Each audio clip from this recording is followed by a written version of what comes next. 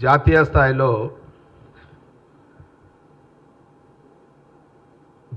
స్థాయిలో రాజకీయంగా జాతీయ స్థాయిలో ఎన్నికల బరిలో రెండు పార్టీలు రాజకీయంగా పనిచేస్తున్నాయి. అందులో ప్రధానంగా రెండు పార్టీలు అంటే ఒకటి కాంగ్రెస్ పార్టీ, సోనియా గాంధీ రాహుల్ గాంధీ గారి యొక్క నాయకత్వంలో కాంగ్రెస్ పార్టీ జాతీయ స్థాయిలో పనిచేస్తున్నది.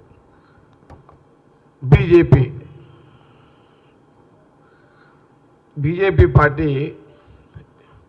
ఎవరు ప్రధానమంత్రి ఉంటే పర్మనెంట్గా వాళ్ళ దాంట్లో కూడా ఉంటుంది. అట్లా ఇక్కడ కాంగ్రెస్ పార్టీలో ఎవరు ప్రధానమంత్రులు ఉన్నా కాంగ్రెస్ పార్టీ నాయకత్వం ఎప్పుడు సోనియా గాంధీ రాహుల్ గాంధీ గారు, భవిష్యత్తులో రాను ప్రియాంక గాంధీ గారు, ఇప్పుడు మా ఏఐసిసి అధ్యక్షుడు ఖార్గే గారు.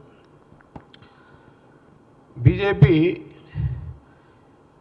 ప్రభుత్వం వస్తే ప్రధానమంత్రి ఇప్పుడు ప్రస్తుతానికైతే మోడీ గారు. ప్రధానమంత్రి మోడీ గారు ఉన్నంతసేపే బీజేపీ పార్టీ నాయకుడు.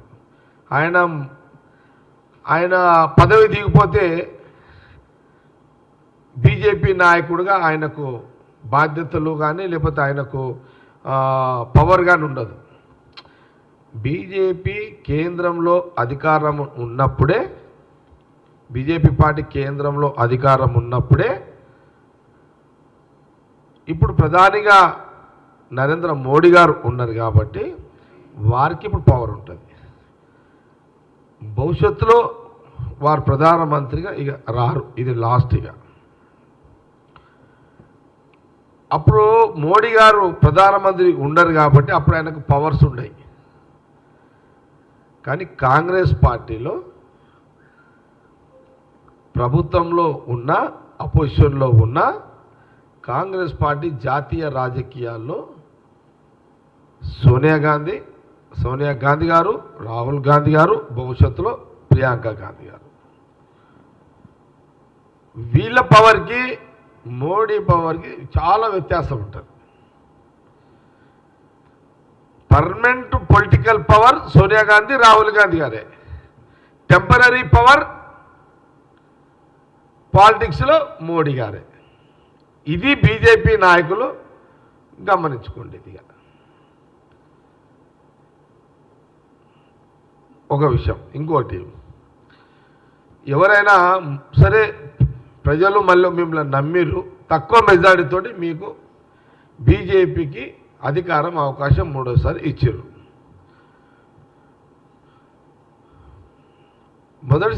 మూడోసారి మన ప్రధానమంత్రిగా మోడీ గారు అయిన తర్వాత మీరు పార్లమెంటు స్టార్టింగ్లోనే మీరు ఏం మెసేజ్ ఇవ్వాలి? అతి కష్టం మీద మీకు ప్రజలు ఇచ్చిన అవకాశాన్ని ప్రజల కోసం మీరు మెసేజ్ ఇవ్వాలి. ప్రజల గురించి మీరు పార్లమెంట్లో మాట్లాడాలి. మూడోసారి నాకు అవకాశము ప్రజలు ఇచ్చిర్రు ప్రధానమంత్రిగా, కాబట్టి నేను మీకు కృతజ్ఞతగా ఉంటా. మీకు గతంలో నేను ఎన్నో చేయలేకపోయినా, ఏది 15 లక్షల రూపాయలు పేదవాడికి ఇస్తానన్నా చేయలేకపోయినా ఈసారి మాట నిలబెట్టుకుంటా. గతంలో డీజిలు, పెట్రోలు, గ్యాసు, బంగారము ధరలు పెంచినా తగ్గిస్తా, మళ్ళీ పెంచను.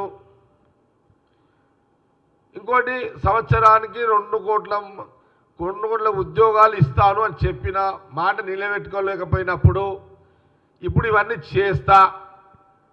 ఇది ఒక బాధ్యత గల ప్రధానమంత్రిగా మూడోసారి ప్రజలు ఇచ్చిన ఈ అవకాశాన్ని ప్రజల శ్రేయస్సు కోసము, ప్రజల కోసము ఇలాంటి మాటలు ప్రధానమంత్రి హోదాలో మాట్లాడాలి.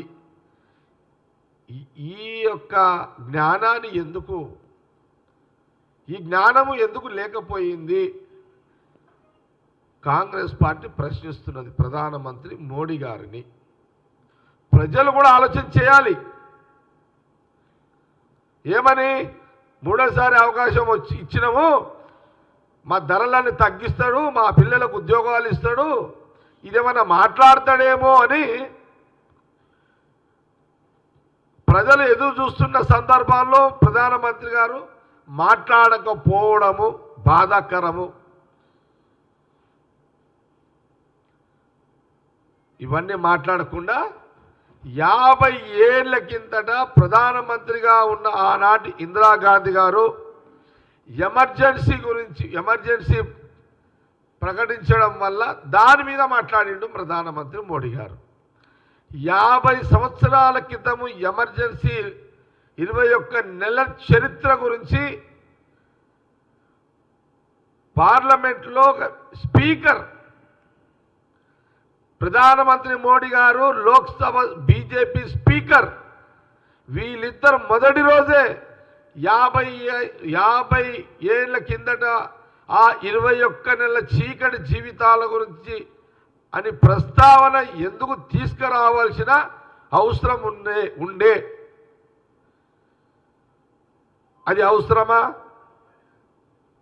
50 ఏళ్ల కిందట ఒక సంఘటనని ఈరోజు మొదటి రోజు పార్లమెంట్లో మాట్లాడాల్సినంత అవసరమా?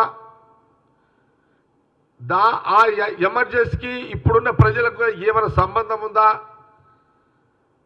ఇప్పుడు ప్రజలు ఏం కోరుకుంటున్నారు, ప్రధానమంత్రి ఏం మాట్లాడతాడు అని ఆశించే టైంలో 20 ఏళ్ల కింద 50 ఏళ్ల కింద 21 నెలల ఎమర్జెన్సీ యొక్క ప్రస్తావన ఒక బాధ్యత గల ప్రధానమంత్రి మోడీ గారు, ఒక లోక్సభ స్పీకర్ ఈ చర్చ ప్రస్తావన పార్లమెంట్లో తీసుకురావడం అవసరమా? దీనివల్ల ప్రజలకు ఏమి లాభము? ఇది ప్రజలు కోరుకున్న మెసేజ్ కాదు.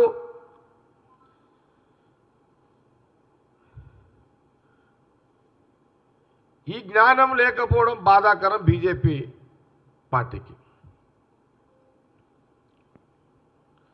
అందుకే ఈ బీజేపీ ప్రధానమంత్రి మోడీ గారి యొక్క తప్పుడి పరిపాలనలో ఆలోచనలో ఆర్ఎస్ఎస్ భాగవత్ గారు కూడా తప్పుపట్టారు, ఆర్ఎస్ఎస్ ప్రముఖులు కూడా తప్పుపట్టారు.